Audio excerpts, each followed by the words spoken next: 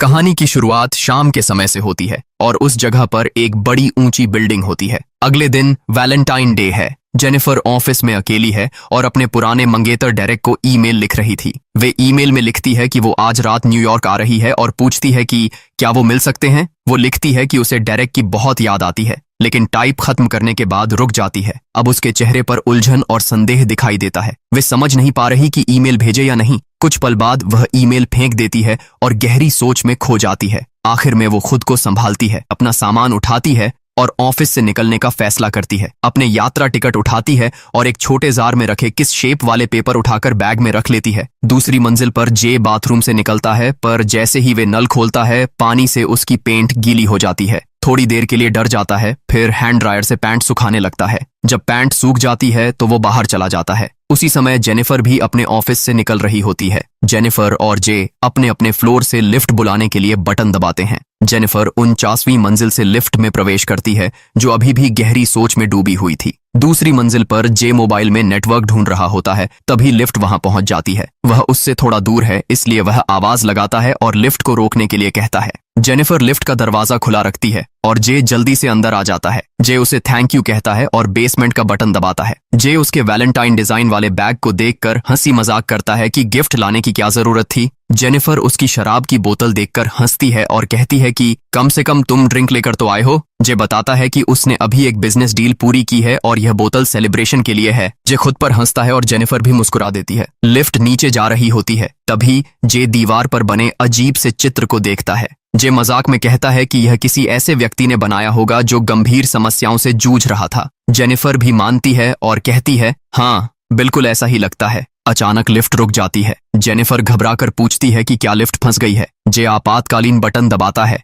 लेकिन कोई जवाब नहीं आता है। जेनिफर घड़ी देखती रहती है क्योंकि उसे फ्लाइट पकड़नी थी। जे से कहती है कि अलार्म बटन दबाओ। जय दबाता है, लेकिन कुछ नहीं होता है। जे कहता है बिजली गई होगी, पर जेनिफर बताती है कि ऐसा नहीं है क्योंकि लाइट और टीवी चल रहे हैं। लिफ्ट के अंदर स्क्रीन पर एक होटल का एड चल रहा था। वो दरवाजे जबरदस्ती खोलने की कोशिश करता है, पर कोई असर नहीं होता है। वो सिक्योरिटी कैमरे में हाथ हिलाकर मदद मांगते हैं, लेकिन कोई जवाब नहीं आता है। जेनिफर अपना फोन निकालती है, पर फोन में सिग्नल नहीं आता है। जे बताता है कि यहाँ नेटवर्क नहीं पहुंच पाएगा। वो कहता है कि थोड़ी देर इंतजार करते हैं, कोई तो लिफ्ट ठीक करने आएगा। जेनिफर परेशान होकर कहती है कि वो यहाँ फंसी नहीं रह सकती है। वो बार बार कैमरे की ओर देखती है, उम्मीद में कि कोई तो देखेगा। जे धीरे से पूछता है, तुम ठीक हो? वो कहती है, हाँ बस मुझे फ्लाइट समय पर पकड़नी है। जे पूछता है कि क्या उसे बंद जगह से डर लगता है। वो कहती है नहीं, और उसे पूछती है, तुम्हें डर लगता है क्या? जे बात को हल्का करने के लिए पूछता है कि वो कौन से फ्लोर पर काम करती है। जेनिफर बताती है कि वो 49वीं मंजिल पर जनसंपर्क विभाग में काम करती है।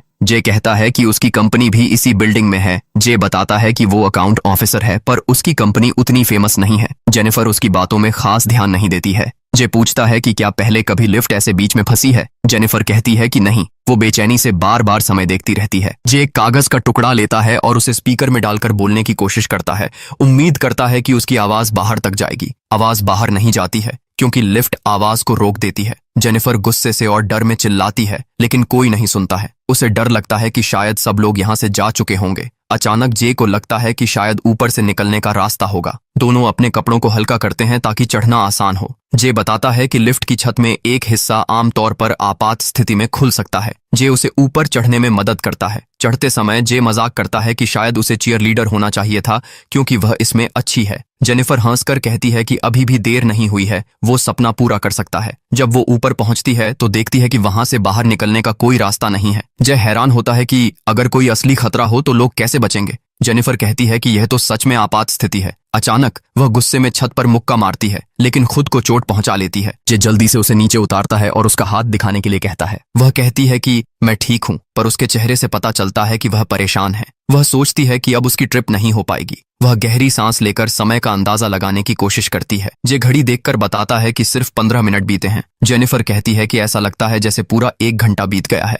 जब सच में 1 घंटा बीतता है तो दोनों शांत हो जाते हैं। जेनिफर धीरे से कहती है कि उसे रोना आ रहा है। जे कहता है, रोना मत, मेरे पास टिश्यू नहीं है। जेनिफर उसे अजीब नजर से देखती है। जे कहता है कि वो माहौल हल्का करना चाहता था, पर जेनिफर गुस्सा हो जाती है। वह गुस्से में लिफ्ट को बुरा भला कहती है। वह सिक्योरिटी कैमरे में देखकर चिल्लाती है कि कोई मदद क्यों नहीं कर रहा है। जे भी मानता है कि वे बिल्कुल अकेले हैं। फिर जेनिफर अपना परिचय देती है। जे हंसकर कहता है कि इतने देर तक साथ रहे लेकिन दोनों को आपस में नाम नहीं पता था। वह अपना परिचय जे के रूप में देता है। वह कहता है कि उससे मिलकर अच्छा लगा लेकिन इन परिस्थितियों में नहीं। जेनिफर हंसकर कहती है कि वो इस हालात में भी मजे कर रहा है। जे मजाक में पूछता है कि क्या वह लिफ्ट में बार बार फंसती है। वह थोड़ा हैरान होकर बोलती है कि शायद यह सवाल ठीक नहीं था। जे शर्मिंदा होकर सॉरी कहता है। जेनिफर उसे कहती है कि उसे बहुत जोर से प्यास लगी है। जे उसे पानी की बोतल देता है पर वो लेने से मना कर देती है।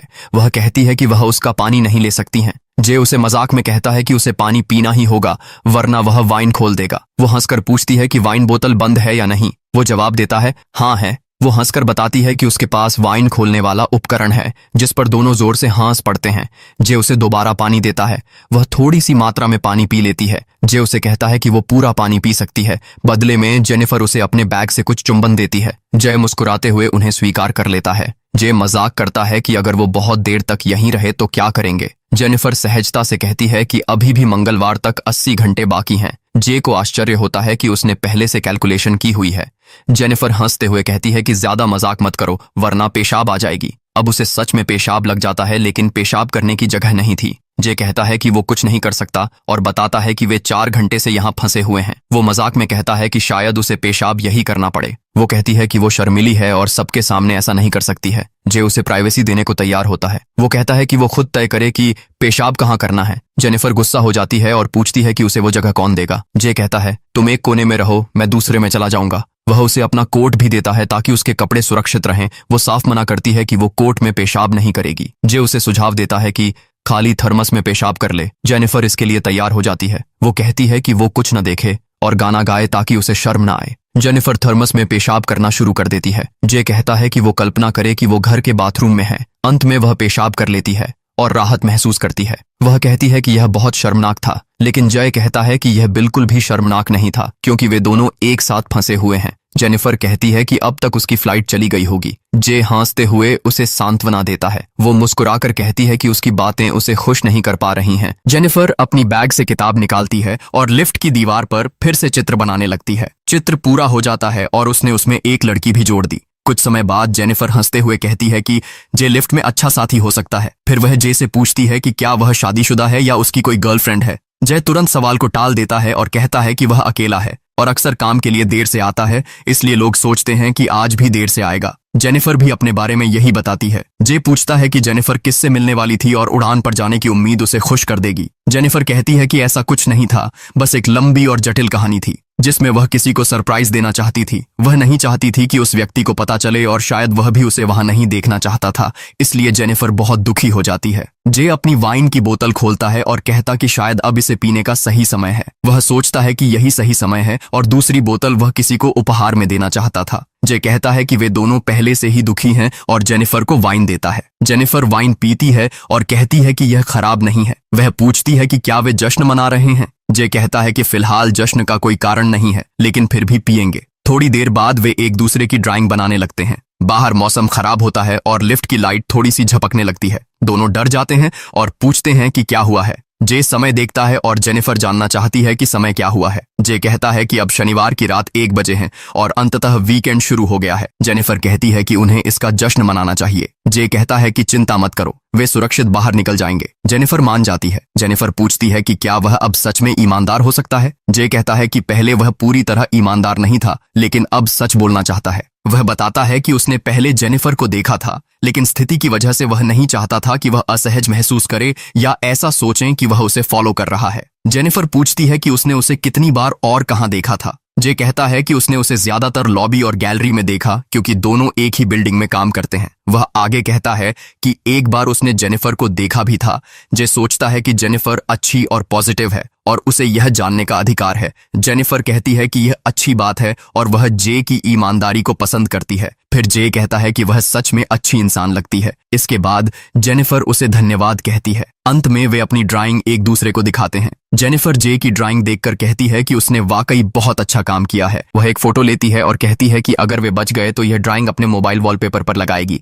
जेनिफर कहती है कि उसे भूख लगी है और वह खाने की चीजों के नाम बताती है जिस कारण उनकी भूख ज्यादा बढ़ जाती है, इसलिए दोनों बात बदलने का फैसला करते हैं। जे पूछता है कि जेनिफर किस विषय पर बात करना चाहती है। जे फुटबॉल, सॉकर या कार के बारे में बात करने का सुझाव देता है, लेकिन जेनिफर हर विषय को मना कर देती है। जे अंतरंगता और रोबोट की बात करता है, जिससे जेनिफर हंस देती है। जेनिफर कहती है कि ठीक है, तो अंतरंगता के बारे में बात करते हैं। जे कहता है कि वह सिर्फ मजाक कर रहा था और माहौल हल्का करना चाहता था, लेकिन जेनिफर जिद करती है कि अगर बात करनी है तो इसी पर करें। जेनिफर अपना फोन निकालती है और रिकॉर्ड करने लगती है। जे थोड़ा असहज होता है, इसलिए जेनिफर पहले शुरू करती है। जेनिफर अपने स्कूल के दिनों की कहानी बताती है, जब वह थोड़े गंदे उपन्यास पढ़ती थी और पहले इसे स्वीकार करने में शर्म आती थी। जे फोन पकड़ता है और जेनिफर कैमरे पर कहानी सुनाना शुरू करती है। जेनिफर बताती है कि स्कूल में उसे और दोस्तों को उपन्यास पढ़ना पसंद था। शुरू में यह सामान्य था, लेकिन धीरे धीरे वह उन्हें पढ़कर उत्तेजित होने लगी। वह बताती है कि उसने पहले ऐसा कभी कुछ नहीं पढ़ा था। जे उन उपन्यासों की कुछ पंक्तियां सुनाना शुरू करता है, लेकिन जेनिफर उसे रोक देती है और कहती है कि वह इसमें बहुत अच्छा है। जेनिफर कहती है कि अब जे की कहानी सुनाने की बारी है, लेकिन जे कहता है कि उसके पास कोई कहानी नहीं है। जेनिफर मजाक में कहती है कि जे को कहानी बनानी चाहिए। जे आखिरकार एक नए प्रोजेक्ट के बारे में एक झूठी कहानी सुनाना शुरू कर देता है, जिस पर वह काम कर रहा है। कहानी में एक सुंदर लड़की है जिस पर वह आकर्षित है। वह असहाय महसूस करता है क्योंकि वे ऑफिस में हैं और कुछ खास नहीं हो रहा था। एक दिन ऑफिस वाले बाहर जाते हैं और शराब पीते हैं। लड़की शराब पीते हुए जे के पास आती है और उसकी कार में बैठ जाती है। जब वह गाड़ी चलाता है, लड़की पूछती है कि ग्लव बॉक्स क्यों खाली है। जे कहता है कि शायद वहां रखने के लिए कुछ नहीं बचा है। लड़की अपना अंडरगारमेंट्स ग्लव बॉक्स में रख देती है। जे असहज महसूस करता है, लेकिन जेनिफर कहती है कि कहानी जारी रखो। जे हिचकिचाता है, फिर कहता है कि वह उत्तेजित हो गया था, लेकिन किसी की गलती नहीं थी। वह दीवार की तरफ मुंह कर लेता है। जेनिफर पूछती है कि क्या जे सच बोल रहा है। जेनिफर अपना फोन रख देती है और फिर से पूछती है कि क्या वह सच में उत्तेजित हो गया था। फिर जे को एहसास होता है कि उसने एक सीमा पार कर ली है और तुरंत माफी मांगता है। जेनिफर कहती है कि वह ऐसा नहीं सोच रही थी और अगर वह ईमानदार है तो ठीक है। फिर जे पूछता है कि क्या वह उसे चूम सकता है। मैं सच में तुम्हें चूमना चाहता हूँ। जेनिफर थोड़ी हिचकिचाती है, लेकिन फिर वह उसे चूमने देती है और कुछ पल साथ बिताते हैं। इसके बाद जे जेनिफर के कपड़े उतारने लगता है और दोनों एक दूसरे के बहुत करीब आ जाते हैं। जे कहता है कि जेनिफर बहुत सुंदर है और वह उससे प्यार कर सकता है। यह सुनकर जेनिफर को अजीब लगता है और वह अपने कपड़े वापस पहनने लगती है। जे तुरंत नहीं समझ पाता और पूछता है कि वह क्या सोच रही है। वह जेनिफर से कहता है कि वह बस जानना चाहता था कि वह कैसा महसूस कर रही है। जेनिफर बताती है कि वह कल अपने मंगेतर के घर वापस जा रही थी और सोचती थी कि उसे सरप्राइज देगी। वह वापस उसके साथ आकर अपनी जिंदगी फिर से शुरू करना चाहती थी। जे पूछता है कि क्या वह अभी भी यही करने वाली है। जेनिफर कहती है कि हाँ, और बताती है कि जो हम दोनों के बीच हुआ वह बस एक छोटा सा हादसा था। जेनिफर अपने मंगेतर से प्यार करती है और जे इसे समझ नहीं पाता है। जेनिफर बताती है कि रिश्तों में ईमानदारी और साफगोई जरूरी होती है। वह कहती है कि दिन भले ही तनावपूर्ण था, लेकिन अच्छा बीता। हर रिश्ते में ईमानदारी और जिम्मेदारी जरूरी है। जे पूछता है कि अगर हालात इतने बुरे हैं, खासकर जो हुआ उसके बाद, तो वह वापस क्यों जा रही है। जेनिफर कहती है कि यह उसका निजी मामला है और जे को इसमें दखल नहीं देना चाहिए। जे कहता है कि शायद जेनिफर सही है। वह वादा करता है कि बाहर जाने के बाद वह उसे डेट पर ले जाएगा। जेनिफर कहती है कि ऐसा नहीं होगा। वह अपने जीवन में आगे बढ़ रही है और सब कुछ पीछे छोड़ रही है। जे कहता है कि वे बाद में प्लान कर सकते हैं, जैसे कुछ भी हुआ ही न हो। जेनिफर कहती है कि जो हुआ वो हो चुका, यह अच्छा था, लेकिन अब कुछ नहीं बदलेगा। जेनिफर मजाक में कहती है कि अब उसके पास एक अजीब अंतरंग कहानी है जिसे वह दूसरों से साझा कर सकती है। जे नाराज दिखता है और अपने कपड़े वापस पहन लेता है। वह कहता है कि यह अजीब है कि वे एक छोटे से बॉक्स में फंसे हैं, लेकिन फिर भी मीलों दूर महसूस करते हैं। जेनिफर सोचती है कि उसका मतलब क्या है, लेकिन जय कहता है कि यह महत्व नहीं रखता, बस उसके साथ रहना जरूरी लगता है। वह स्वीकार करता है कि उसके अंदर कुछ है जो उसे सच बोलने पर मजबूर करता है। जे आखिरकार बताता है कि वह नया नहीं है, वो अकाउंटेंट नहीं है और उसका असली नाम जय भी नहीं है। जेनिफर डर जाती है और पूछती है कि वह क्या कह रहा है। वह कहता है कि जेनिफर का पूरा नाम जेनिफर रॉबिन्स है। जेनिफर ये सुनकर हैरान रह जाती हैं, क्योंकि उसने अपना उपनाम उसे नहीं बताया था। जेनिफर बहुत परेशान होती है और पूछती है कि उसे उसके बारे में इतनी निजी जानकारी कैसे पता है। फिर वे बताता है कि वह असल में एक सुरक्षा गार्ड है, एक सुरक्षा गार्ड जो उस पर हर दिन नजर रखता था। वह कहता है कि गार्ड सब कुछ देखते हैं, वे सबके आने से पहले भी वहां मौजूद रहते हैं और सबके जाने के बाद भी वहां मौजूद रहते हैं। वे सब कुछ देखते हैं, वे छोटी छोटी चीजों पर भी ध्यान देते हैं, लेकिन कोई उन्हें कभी नहीं देखता है, कोई भी उन पर ध्यान नहीं देता है। वह कहता है कि वह एक भूत की तरह है, दुनिया के लिए अदृश्य है। वह अकेले काम करता है जिसे कोई नहीं देखता है और यह काम सालों से करता आ रहा है। वह रोज लोगों को देखता है बिना किसी को पता चले। फिर एक दिन उसने जेनिफर को देखा और सब कुछ बदल गया। वह स्वीकार करता है कि वह जेनिफर को अच्छे से जानता है और उसे लंबे समय से देख रहा था। वह जानता है कि जेनिफर हमेशा 9 बजे आती है और कभी कभी शाम 7 से 8 बजे तक रुकती है। वह जेनिफर को उसकी कुछ फोटो दिखाता है जो उसने फोन में सेव की थी। एक फोटो आज सुबह ली थी जब वह लिफ्ट के बाहर थी। जेनिफर डर और विश्वास न होने की हालत में उसे देख रही थी। वह कहता है कि उसने उसकी हर हरकत पर ध्यान दिया है और उसने कभी उसकी तरफ देखा तक नहीं। उसने एक बार भी उसे स्वीकार नहीं किया। जे कहता है कि शायद यह सिर्फ जानने की बात नहीं थी बल्कि किस्मत जैसी कोई चीज थी। वह बताता है कि इसलिए उसने सब कुछ पहले ही प्लान कर लिया था। पूरा सप्ताहांत, लिफ्ट में फंसना, यह सब उसकी योजना थी। इसका हर एक हिस्सा किसी न किसी वजह से किया गया था। वह कहता है कि यह सब कुछ जेनिफर के लिए किया था।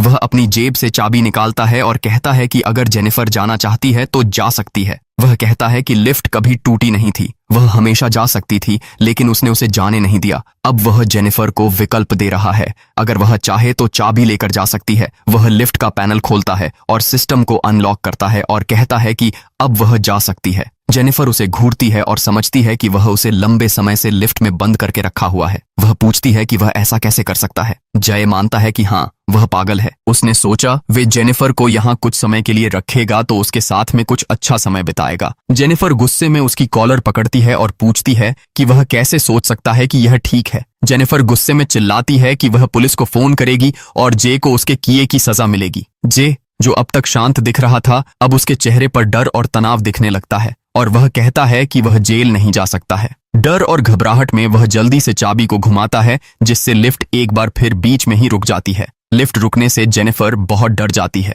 वह जे की ओर दौड़कर चाबी छीनने की कोशिश करती है, मगर कोशिश के दौरान गलती से उसका पैर चाबी से टकरा जाता है, जिस कारण चाबी टूट जाती है। चाबी कंट्रोल पैनल के अंदर टूट जाती है, जिससे लिफ्ट का सिस्टम पूरी तरह से बंद हो जाता है। अब लिफ्ट पूरी तरह फंस गई है। इस बार जे भी घबराया हुआ दिखता है। लिफ्ट अब सचमुच फंस गई है, कोई और विकल्प नहीं है। जे एकदम स्तब्ध खड़ा रह जाता है। जेनिफर अब रुकती नहीं है। वह गुस्से में जय पर टूट पड़ती है और उसे मारने लगती है। उस छोटी सी लिफ्ट में दोनों के बीच हाथापाई होने लगती है। लड़ाई के दौरान जेनिफर पास रखा थर्मस उठा लेती है और पूरी ताकत से जे के सिर पर दे मारती है। वार इतना जोरदार होता है कि जे तुरंत बेहोश होकर नीचे गिर जाता है। जेनिफर वहीं हांफती और कांपती हुई खड़ी रहती है। वह जे को देखती है। अब उसका डर उलझन में बदल जाता है। हिम्मत करके जेनिफर धीरे धीरे जय के पास जाती है, यह देखने कि वह ठीक है या नहीं, लेकिन तभी जे अचानक होश में आता है, उसके बाल पकड़ता है और उसका सिर जोर से जमीन पर मार देता है। जेनिफर तुरंत बेहोश हो जाती है। कई घंटे बाद जेनिफर को होश आता है।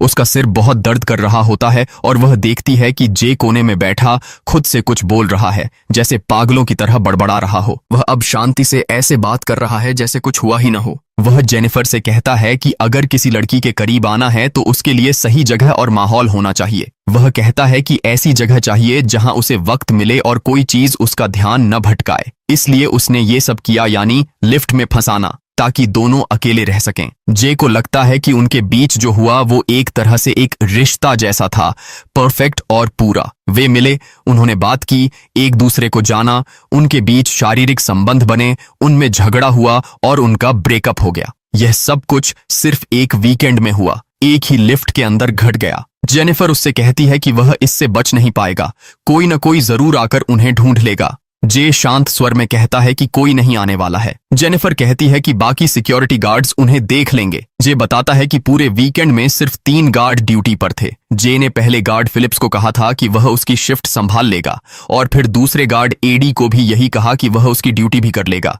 एडी की नई गर्लफ्रेंड थी, इसलिए उसने मौका देखकर छुट्टी मार ली और चला गया। मतलब अब मंगलवार तक कोई भी यहाँ आने वाला नहीं है। अब जेनिफर को समझ आता है कि उसे जे के साथ फंसे रहना पड़ेगा। जे कहता है कि अब उसे फैसला लेना होगा कि जेनिफर के साथ क्या करना है, क्योंकि वह उसे सच में पसंद करता है लेकिन जेल भी नहीं जाना चाहता है। जेनिफर हैरान होकर जे को राक्षस कहती है। जे कहता है कि उसने उसके साथ कुछ भी जबरदस्ती नहीं किया था, लेकिन जेनिफर चिल्लाकर कहती है कि उसने उसका अपहरण किया है। जे गुस्से में आकर दीवार पर मुक्का मारता है।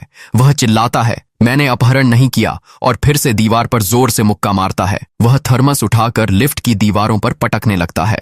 जेनिफर डरी और सदमे में उसे देखती रहती है। जे निराश होकर कहता है कि उसने सब कुछ बिगाड़ दिया है। जे ध्यान भटकाने के लिए वह जेनिफर का बैग खोलता है। वह खुद से कहता है खोलूं या नहीं खोलूं। उसे एक शर्ट मिलती है और वह उसे पहन लेता है। फिर वह बैग से एक छोटा डिब्बा निकालकर जेनिफर को देता है। जेनिफर रोते हुए डिब्बा खोलती है। उसमें सिगार कट्टर और लाइटर होता है। जे कहता है कि वह हमेशा से इन्हें आजमाना चाहता था। वह सिगरेट जलाकर उसका धुआं जेनिफर के चेहरे पर उड़ाता है और मजाक में उसे धन्यवाद कहता है। जे उसे भी एक कश ऑफर करता है। जेनिफर पीछे हट जाती है, बहुत परेशान दिखती है। जे ऐसे दिखाता है जैसे सब कुछ उसके बस में है। जेनिफर चुपचाप बैठी रहती है, खुद को बहुत कमजोर महसूस करती है। वक्त धीरे धीरे बीतता रहता है। फिर जे जेनिफर से माफी मांगता है। वह कहता है कि उसका मकसद उसे डराना नहीं था। वह कहता है कि क्या उनके बीच अब भी कुछ हो सकता है। वह कहता है कि वे उसे एक और मौका दे सकती हैं। वह लिफ्ट में लगे पोस्टर की ओर इशारा करता है जिसमें एक खुश जोड़ा दिख रहा है। वह कहता है देखो उन्हें, कितने खुश नजर आ रहे हैं। वह कहता है कि उसने एक बार जेनिफर को उसी द्वीप पर ले जाने का सपना देखा था। अचानक जे के मन में एक नया विचार आता है। वह थर्मस उठाकर लाइटों पर फेंकता है और लाइटें टूट जाती हैं। इससे उसे एक और विचार आता है कि शायद ऊपरी छत का पैनल भी टूटा होगा। जे ऊपर चढ़ने लगता है और जेनिफर को थोड़ी उम्मीद दिखती है। वह थर्मस से पैनल ढीला करता है और ऊपर की छत को थोड़ा खोल लेता है। जेनिफर थोड़ी राहत की सांस लेती है। जे कहता है कि अगर जेनिफर उसे सहारा दे तो वह ऊपर चढ़ सकता है, लेकिन जेनिफर कहती है कि वह अभी बहुत कमजोर है और सुझाव देती है कि उसे ऊपर जाने दें। जे थोड़ा हिचकिचाता है। जेनिफर उसे बताती है कि वह जो भी कहेगा वह करने को तैयार है। वह उसे बहलाने के लिए कहती है कि बाद में वे डेट पर जा सकते हैं। जे कहता है कि उसे शक है कि फिर वो उसे धोखा दे देगी। जेनिफर वादा करती है कि वह पुलिस को नहीं बुलाएगी। जे आखिरकार मान जाता है। वह जेनिफर को ऊपर चढ़ाने में मदद करता है। वह हैच से होकर चढ़ती है और लिफ्ट के ऊपर पहुंच जाती है। जे उसे इशारा करता है कि पास में ही सीढ़ी लगी हुई है। वह कहता है कि सीढ़ी से चढ़कर वह ऊपर वाले फ्लोर के दरवाजे तक जा सकती है। जैसे ही वह चलने लगती है, वह जे को बीच वाली उंगली दिखाकर उसका मजाक उड़ाती है। गुस्से में जे चिल्लाता है। वह लिफ्ट में पड़ी चीजें तोड़ फोड़ कर फेंकने लगता है। वह कहता है कि उसे जेनिफर को मार देना चाहिए था। तभी उसे एक आइडिया आता है। वह अपने कपड़ों को जोड़कर रस्सी बनाता है और ऊपर फेंकता है, जो किसी चीज में फंस जाती है। फिर वह उसी रस्सी से ऊपर चढ़ने लगता है। उसी समय जेनिफर ऊपर वाले दरवाजे तक पहुंचने की कोशिश कर रही होती है। जय भी उसके पीछे पीछे ऊपर चढ़ जाता है। वह पास वाली सीढ़ी पकड़कर तेजी से जेनिफर तक पहुंच जाता है। जेनिफर बाहर निकलने वाले दरवाजे तक पहुंच जाती है। जैसे ही वह दरवाजा खोलने वाली होती है, जय छलांग लगाकर उसे पकड़ लेता है और वापस लिफ्ट के अंदर खींच लाता है। दोनों बेहोश हो जाते हैं। होश आने पर जेनिफर मदद बुलाने के लिए आग जलाकर अलार्म चालू करती है। अलार्म तेजी से बजने लगता है। जब जे होश में आता है और उसकी तरफ रेंगने लगता है तो वह उसे बांध देती है। वह उसे चेतावनी देता है कि यह योजना काम नहीं करेगी, लेकिन वह उसे अनसुना कर देती है। फिर वह सिगार कट्टर से उसे डराती है। उसकी पैंट की जिप खोलती है, लेकिन जब वह उससे ऐसा न करने की विनती करता है तो वह रुक जाती है। जेनिफर वीडियो बनाकर पूरी सच्चाई बताती है कि उसे अगवा करके लिफ्ट में बंद किया गया है, लेकिन अब जे सब सच बताने लगता है। वह कहता है कि उसके पास एक अच्छी नौकरी थी और एक लड़की उससे प्यार करती थी, लेकिन उसकी एक कार दुर्घटना में मौत हो गई। जे तो बच गया, लेकिन उसकी जिंदगी बर्बाद हो गई। अब नौकरी न होने और अकेलेपन से परेशान होकर वह फिर से किसी के लिए जरूरी महसूस करना चाहता था। उसने माना कि उसने जेनिफर को इसलिए चुना क्योंकि वह जिंदा दिल और खुशमिजाज लड़की है। जेनिफर यह सुनती है और दया से उसकी आंखें भर आती हैं। दोनों कई घंटों तक वहीं फंसे रहते हैं। तभी सुरक्षा गार्ड एडी अपनी गर्लफ्रेंड के साथ बिल्डिंग में घुमाने के लिए लाता है। जब वह जे को नहीं ढूंढ पाता तो वह कैमरे देखता है और लिफ्ट की स्थिति को देखता है। वह माइक से लिफ्ट में बोलता है, हेलो, सुन सकते हो? जेनिफर उसे सुनकर उम्मीद महसूस करती है। जे भी सुनता है और खुद को आजाद करने लगता है। एडी टूल लेकर लिफ्ट का दरवाजा खोलने लगता है। जेनिफर छिप जाती है और जे चालाकी से एडी को चाबी फेंकने को कहता है। जे लिफ्ट चला देता है और जैसे ही एडी अंदर आता है